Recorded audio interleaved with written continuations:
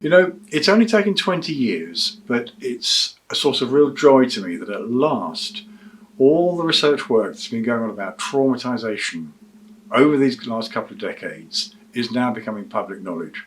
There's work going on everywhere. Trauma-informed schools, trauma-informed cities, trauma-informed practice among psychiatrists, psychologists, counsellors.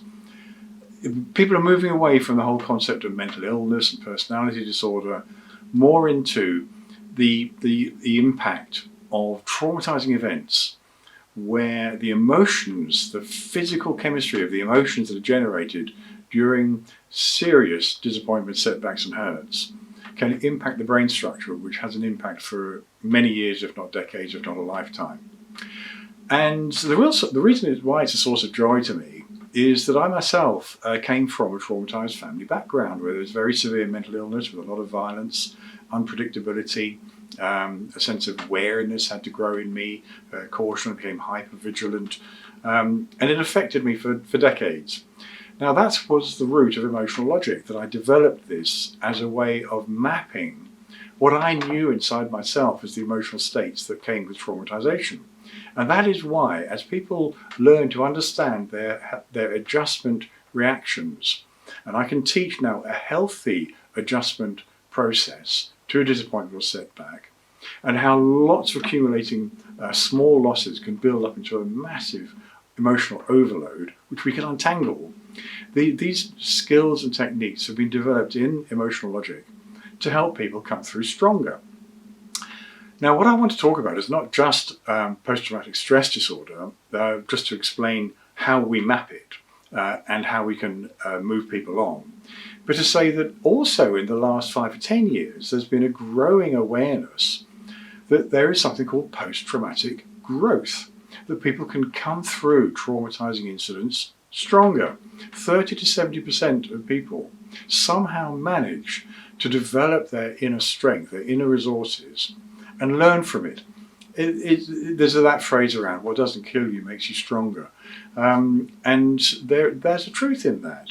But also, why is it that some people sink further and further into a post-traumatic stress disorder where accumulating losses have trapped them? Well, we've mapped that with emotional logic using card sorting methods and worksheets on which we put tick patterns down, given the recognizable losses that are going on during traumatizing incidents. We've got 2 ways there that we can completely uniquely map the emotional overload that is affecting people, that drags them down. And the feature that we've discovered, totally new, that cannot be detected in any other way, to be honest, is something we call whirlpools of loss emotions, where there are 7 helpful emotional preparation states that can be described as part of a healthy adjustment process to move from shock, where you're doubting how to handle what's going on, onto a growth cycle of 3 particular emotional states where you're exploring new ways to come through stronger. But that growth cycle actually includes within it depressive emptiness, that feeling of powerlessness and emptiness and hopelessness, and where am I going from here? I've tried to cope with this and I'm just stuck. And of course people think that's the illness, but actually in a healthy adjustment process, that depressive emptiness has a useful purpose, as all of the emotions have. But when it gets sucked out of the growth cycle and that depressive emptiness gets entangled with other emotional states like anger, like shock, like guilt, it completely disempowers the growth cycle. And instead, people get the impact of these whirlpools of loss emotions. That's the unique thing that emotional logic has discovered as why some people get dragged down into these accumulating distress states of brittleness, difficulty, withdrawal, edginess and so on that some people get. It's because of these whirlpools of loss emotions that prime them with an inattention to react, pow, in a way when confronted with any sort of a challenging situation. Now, I want to talk a little bit about these whirlpools first of all, because what I really want to get onto is to share, I said my joy, the fact that we know that we can help to accelerate people towards post-traumatic growth by helping them to recognize these whirlpools in their own inner emotional turmoil, because then you get a power over them to influence how you handle this emotional world within you, and you can move that emotional energy onto the growth cycle by choice. You gain extra insights through mapping emotions in this way. And relatives and friends can work with somebody who's particularly challenged, so that you get a relational element that comes into befriending alongside somebody whose behaviour has previously perhaps been very difficult to understand. Now, I'm going to show you a couple of patterns that we get. One of them, the first one I want to show you, is from a military background. I was sent this by somebody as a bit of a challenge. Just have a look at this pattern. What do you think it is? And what I spotted in the bottom, you can see there's a great loop of what we call feelings cards around the top. A whole range of feelings, but in the middle there's a core of what these orange, what we call emotional stepping stone cards. They're where the physical chemistry of the emotions are working.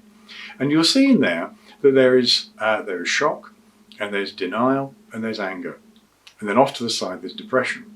Now the whirlpool that particularly is associated with post-traumatic stress disorder is when shock, where I'm doubting my resources to handle this, gets tied up with denial, because hidden inside denial there's a whole galaxy of emotional states that are just too distressing to face, where people have basically been isolated and perhaps feeling that they're overwhelmed and unable to cope, and they really are in a state of, initially the ones that were first discovered it really was a life-threatening situation, and military is the first place where it's discovered, but then other settings, car crashes, criminal, violent crime, life-threatening childbirth problems, and so it goes on. People are increasingly discovering what traumatizes somebody else, where they feel alone, without the resources to cope, and there is a risk involved in the whole thing.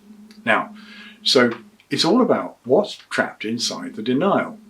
And what we found through doing these card patterns is that wherever you see a denial card, whatever the rest of the pattern is probably getting trapped inside the denial, so that as somebody faces a difficult situation and that pattern starts to re-emerge, people can't cope with it. They don't know where to go with it. And so they promptly put it back into denial. That's what makes people brittle and difficult and so on. Now, this pattern I thought looked like probably a soldier who'd been caught in an explosion, perhaps a landmine or one of these explosive devices that are put around. And it turned out to be absolutely true. He was absolutely furious about having lost, a limb, and that array he just showed in the pattern, that explosion that damaged him so. So there you can see a picture of how the shock and the denial are hiding within it, the anger of how he was feeling at the time, which sprayed out all of that emotional, the feelings of emotion that come with it, and then moving on to that depression, that depressive emptiness inside the state. Now there's a second pattern I'd like to show you, because there is an infinite variety of patterns that we see with people. And this is a pattern of a young woman who had had a terrible life. No need to go into it at all. But she was getting explosive anger whenever there was any challenging or confrontational situation that cropped up. And if you have a look at this pattern, you'll see that there is a denial at the top, just underneath the anger. And then underneath that denial, there's a whole stack of other emotions that are coming up from shock at the bottom. And this is a very clear picture of what happens with post-traumatic stress states, where all of the emotions are bunched together. You can't untangle them to let each one fulfill its useful purpose to help a healthy adjustment process, to move on to explore new resources, to grow stronger through the situation. People are just trapped in this huge, complex whirlpool of emotional states. They can't make sense of it. They can't understand themselves. Other people can't understand them. And so it gets labelled as an illness. But by seeing how inside that condensed pattern there is a healthy adjustment process, wrapped around and trapped and stuck and glued together and goodness knows what, people gain the power of insight and the power of wisdom to make choices, how to untangle that for themselves. So they grow in their wisdom and their understanding. That's why I needed to explain how these patterns work. It's called transformative feedback learning. When you lay out these card patterns, you see what's going on inside your heart. It slows the whole process down. You can learn what's going on from other associated learning materials. And you can talk with somebody. You can have a trusted person sitting beside you, looking at the pattern, not eyeballing you, tell me exactly how you feel. You can't describe these patterns in a single sentence of words or even a conversation. They're too complex. But when you see them and see how the emotional energy is swirling around inside them, people say, oh, that makes sense. No wonder I feel bad, they say things like that. And we say, well, if you didn't feel bad, there'd be something wrong, wouldn't there? Because that's what happens when people shove things into denial. They get a bit euphoric, everything's okay, there is no problem. But sometimes they hit that situation where out comes that pattern from the denial, and then they can't cope with it. Right? I doubt my resources to handle this.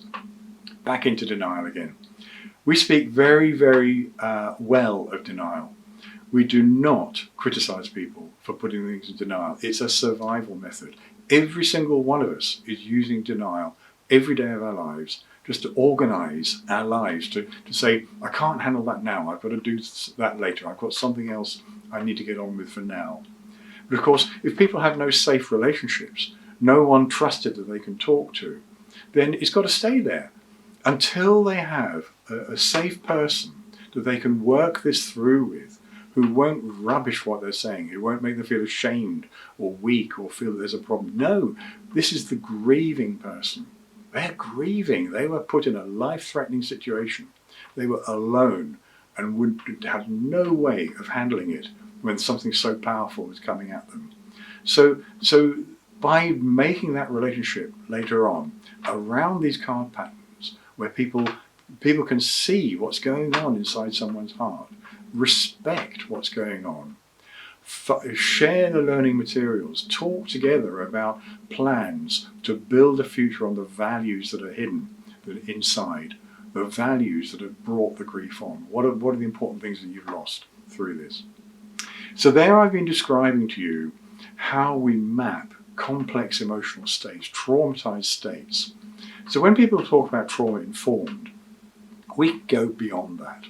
People can know that there is traumatization, but they don't know how to map it, and they don't really know how to talk about it, apart from coming alongside and just being able to help somebody feel that they are a normal human being, even though they're traumatized.